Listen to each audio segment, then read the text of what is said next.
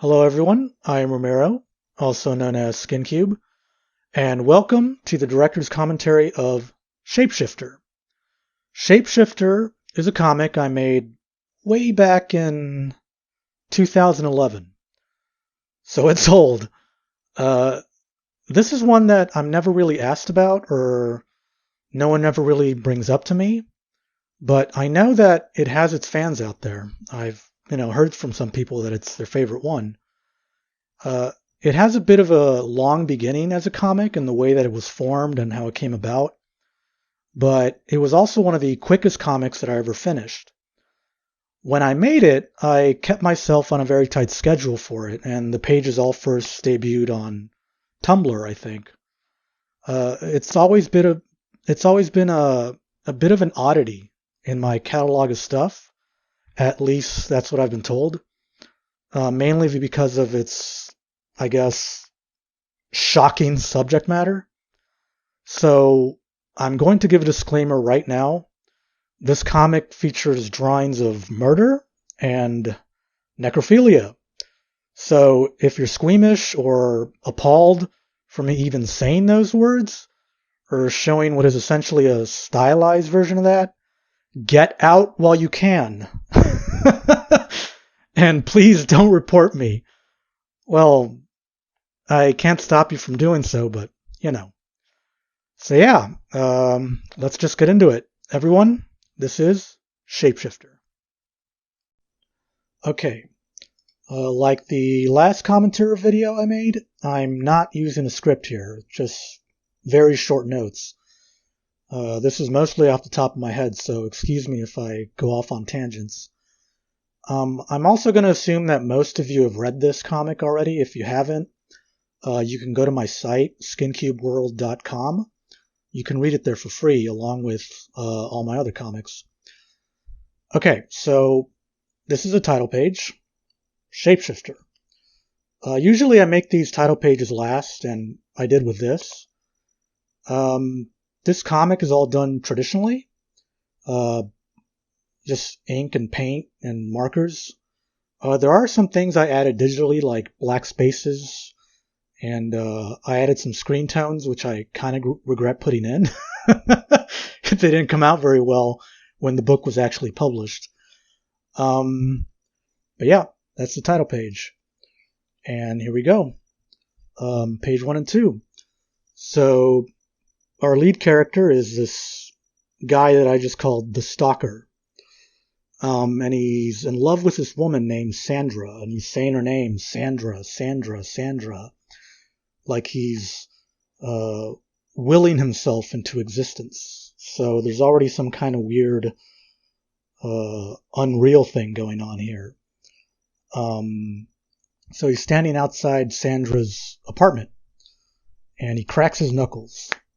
I don't know if you heard that. I actually did it just unconsciously. But he's looking up at her, and she's talking to somebody, and he yearns to be with her. Page 3 and 4. He's talking to a guy who's getting his mail, and he lies to him. He says, "My girlfriend lives here. She's out of town and asked me to feed her cat. I forgot the key."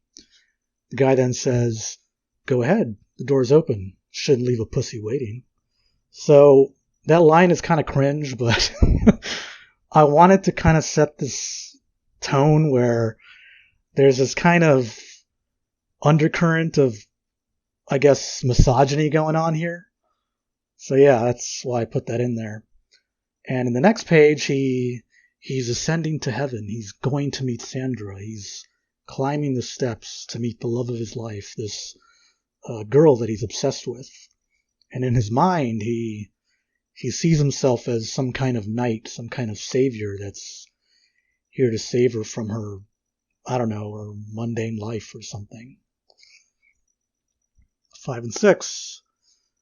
So he knocks on the door. Sandra comes out like, I know you.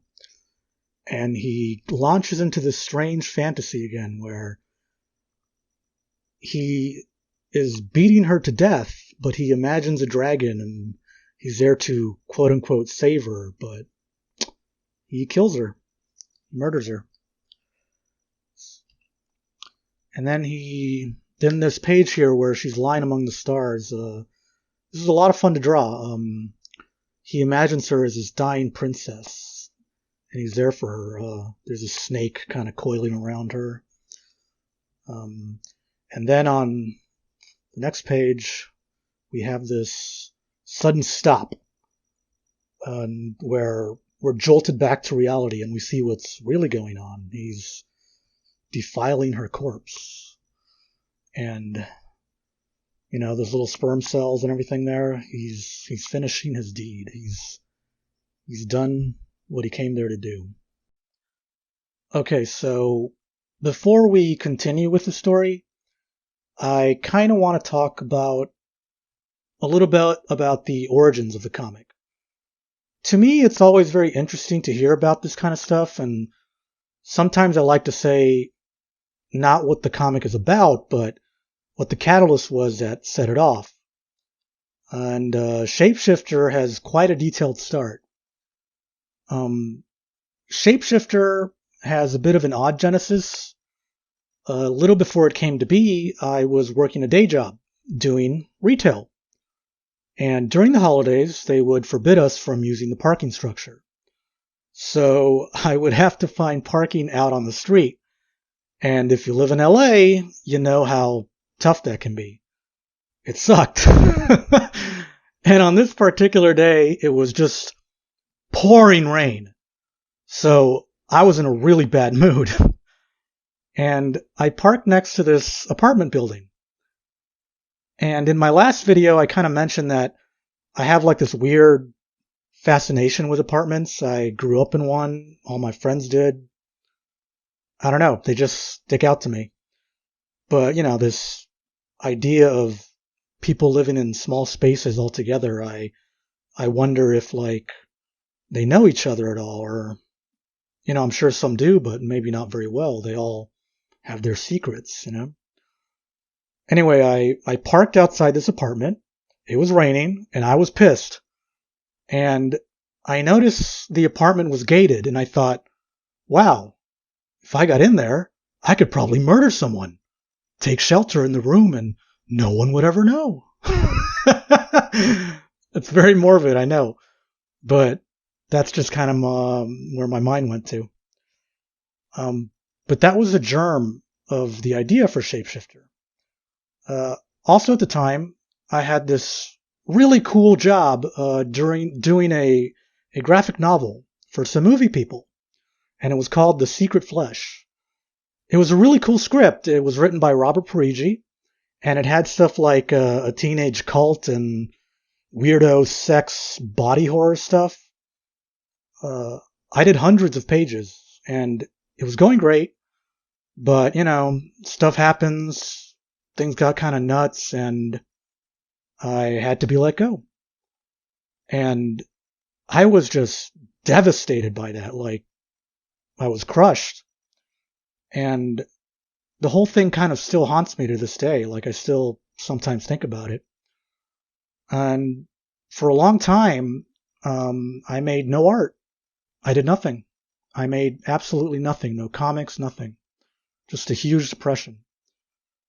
I think a year later, I kind of got over it, and I started what was the initial concepts for a sequel to an older comic of mine called Hole, which was like this creepy gay sex comic with a penis-biting alien and stuff. It was very popular when it came out, and people still ask me about it, and still are freaked out by it when I see it posted somewhere. But yeah, I started work on a sequel for it, and I called it Hole 2. And I did a bunch of sketches and drawings, and I wrote tons of dialogue and did all these notes for it. And I even did some pages for it. Here's one. If you can read the text, yeah, it's fucking vulgar. Anyway, Hole 2 never really took off for me. It just didn't, it didn't feel whole. Hole 2 didn't feel whole.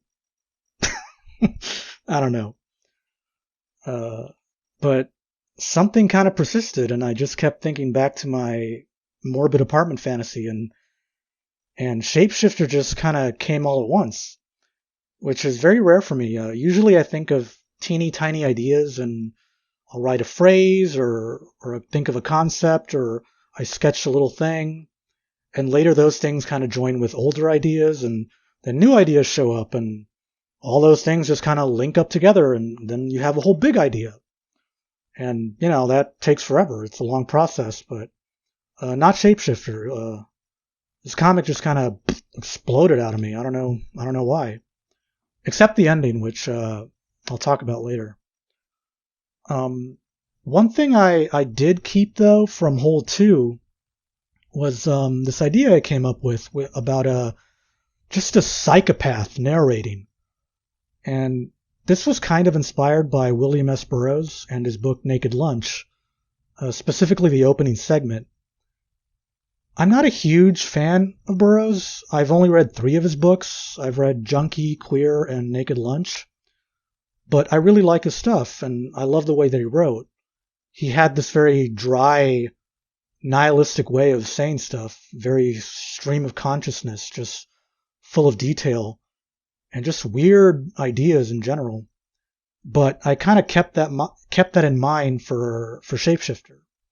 Like, I kept thinking, well, what would an obsessed lunatic who thought he was in love sound like in his own head? So that's where that came from. Another thing that also inspired Shapeshifter, I remember, I had a lot of comic making friends at the time, and I noticed that at the time, their work was all beginning to take a bit of a turn. Like, they had begun to kind of start evolving as artists and doing different things but I noticed that they wouldn't do as provocative or edgy stuff anymore. Which is fine, because, artists just kind of change or think differently over time. But everywhere I looked, there was this whole change going on where a lot of artists and online comic stuff was becoming a little autobiographical and personal and oh so relatable, and I hated it. And I kind of still hate it. But I don't know, I didn't want that to happen to me, or my work. I just wanted to make something that was antithetical to all that. Just something that was upsetting and weird. Okay, so let's jump back into it. Page 9 and 10. Page 9 is actually my favorite page. I know, it's so simple. And usually the simplest pages, they usually end up being my favorite. But yeah, he's just kind of, after he's killed Sandra, he's just there. He's staring off into space like, we don't know what he's thinking. Usually when I draw like a character and some kind of expression like that, I think other artists do this too, where I'll just do the expression myself. So I'm almost sure that when I was doing this, I was doing that look too, just So yeah. But so he gets up and his butt's sticking out there, and he goes into her bedroom and he looks at her drawers. 11 and 12. So, okay.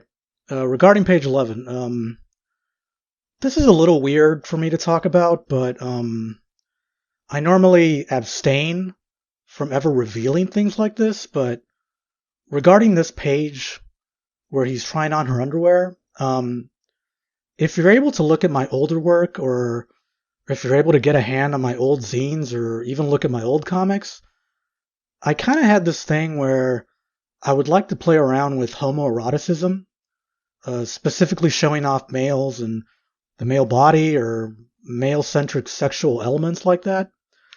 And I didn't really do this to titillate the audience. Like, my intent was not to turn you on or turn myself on. No. More like I wanted to make people feel uncomfortable. Things like that, like, I guess, queer stuff, you could call it. Um, it's a little on the fringe, I suppose.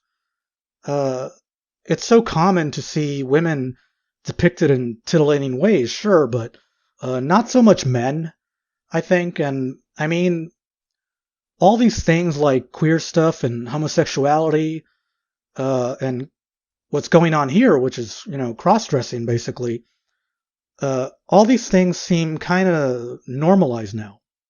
And that's fine, it's great.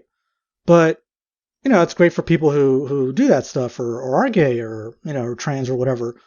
But most people, I find, more often than not, are kind of uncomfortable with depictions of that stuff. I mean, I am queer myself, but I totally understand that while some people are fine with that, there's still this thing that nags at all of us where we kind of know that, this is a little uncomfortable for for general society, I suppose.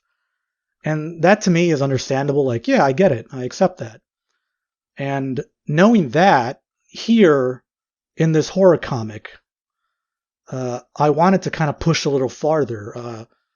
Like, let's go beyond this veiled misogyny. Let's go past the violence. Let's go past the necro rape. All those things feel a little expected. But this part here, I wanted to add another layer of making people feel weird. Like, I don't know. It's a little exploitative, yeah, I know, but just a little bit. But I felt I should explain that, But here in these pages here, he's not just taking her clothing. He's not just cleaning himself up, He's becoming Sandra. He's shape-shifting into her, so to speak. And here he is putting on her makeup and brushing his hair, and he takes out his piercings, and he looks himself in the mirror, and he is someone else. And on the next page, he walks over back into the living room, and Sandra's corpse is now decayed and desiccated. It's just a mummy. So, I'm kind of like, I'm trying to make you feel like, like, how long have we been here? Or have we always been here?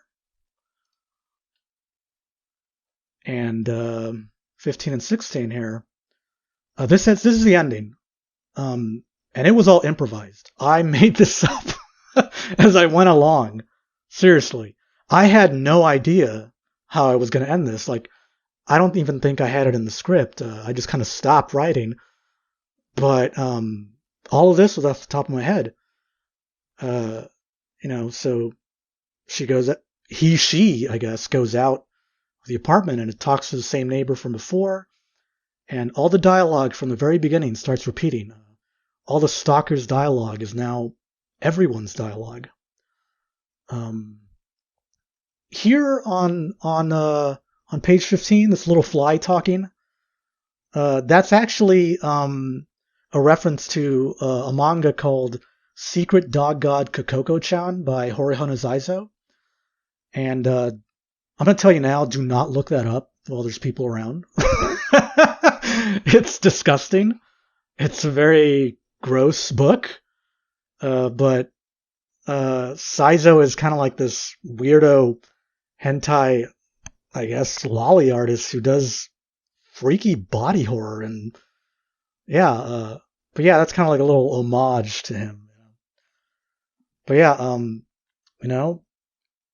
she, Sandra, the stalker, looks out over her balcony, and outside is the stalker again. So we're kind of repeating time here, and we're trapped in a cycle. And at the very end, someone cracks her knuckles one final time.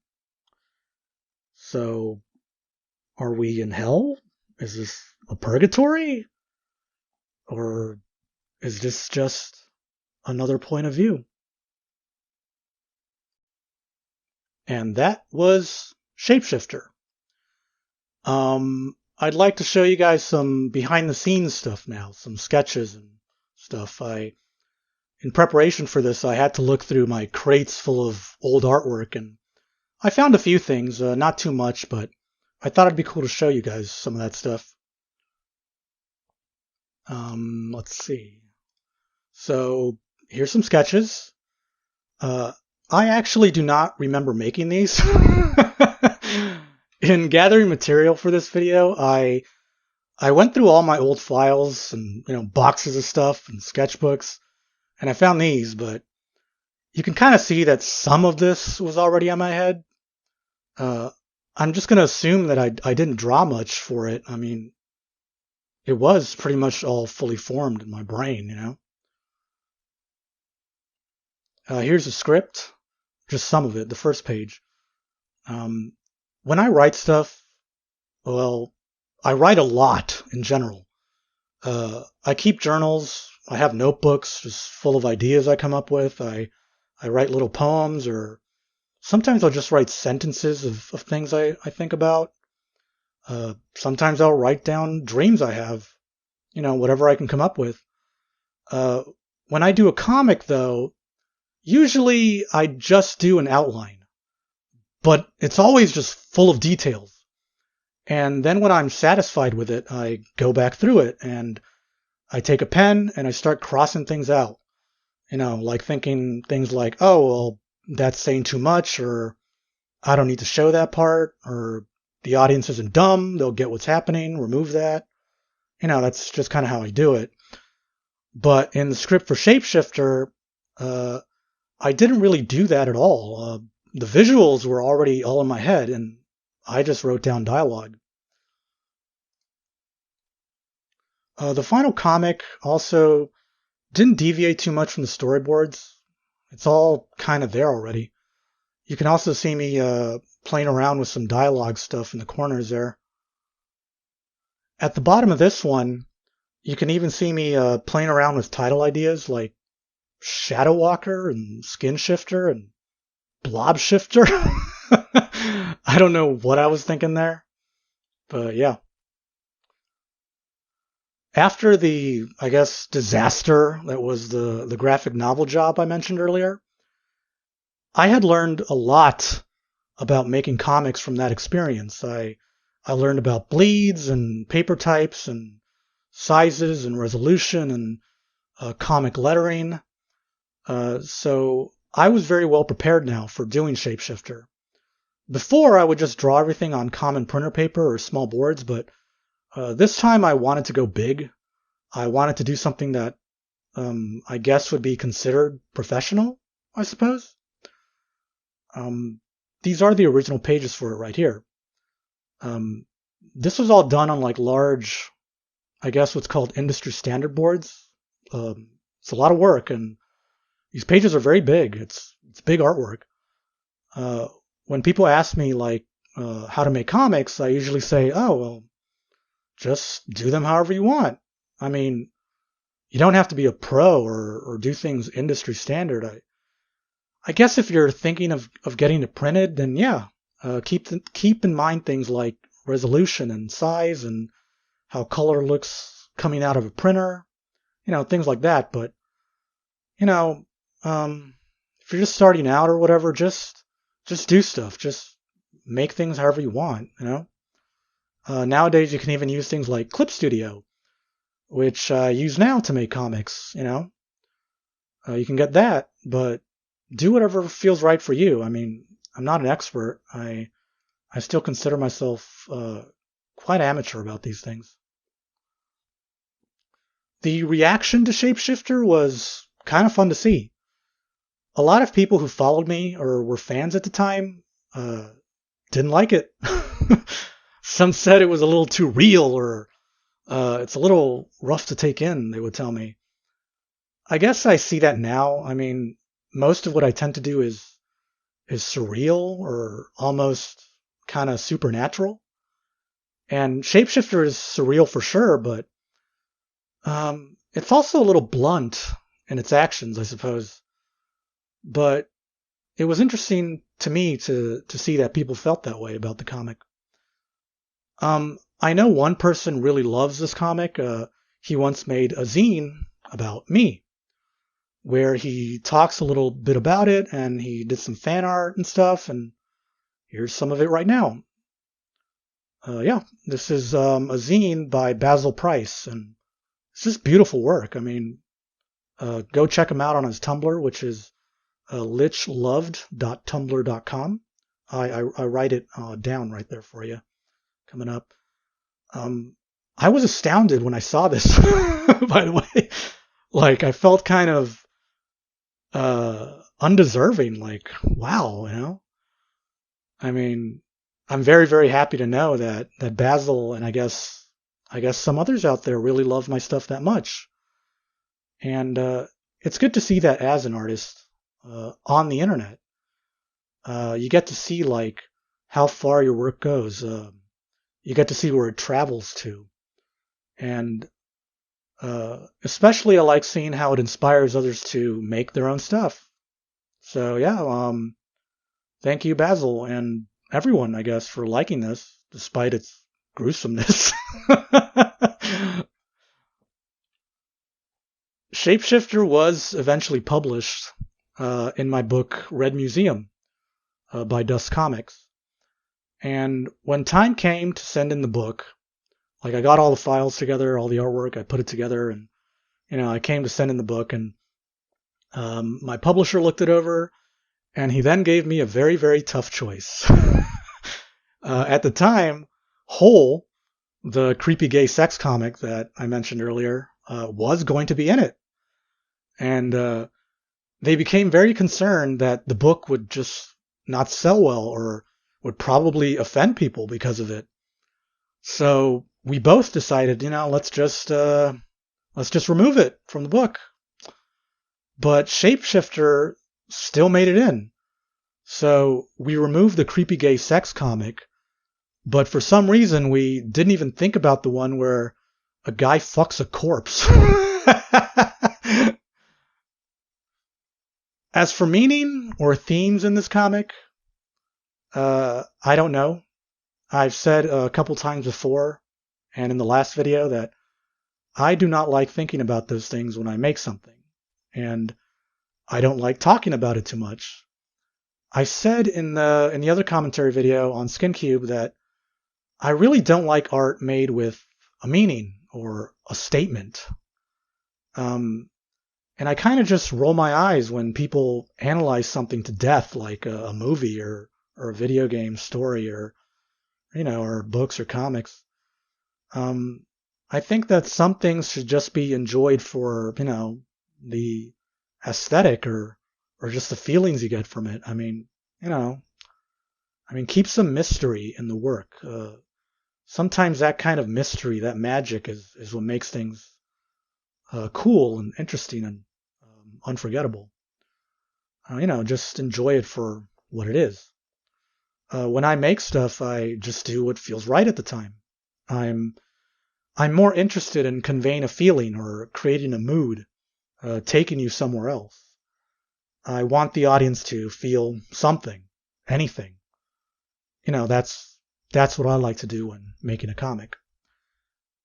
I have seen this comic reposted on image boards and forums too, and I've actually seen people argue back and forth about the themes or meaning on Shapeshifter, which is very fun to read for me. I mean, I don't know, if you want to look for that kind of stuff in my work, I don't mind it. I mean, I sometimes like hearing about it and reading about it, but I don't like to talk too much about it myself. And that was Shapeshifter. Thanks for watching, everybody. I hope you guys liked this video. I've been wanting to make another commentary video for a comic for a while now. And like I said last time, if you liked it, please let me know. Or send me a suggestion for a comic you'd like to know more about. Thanks to my patrons. I appreciate you guys sticking around. You guys are great. And once more, I am Ramiro, also known as SKINCUBE, recording live from beyond.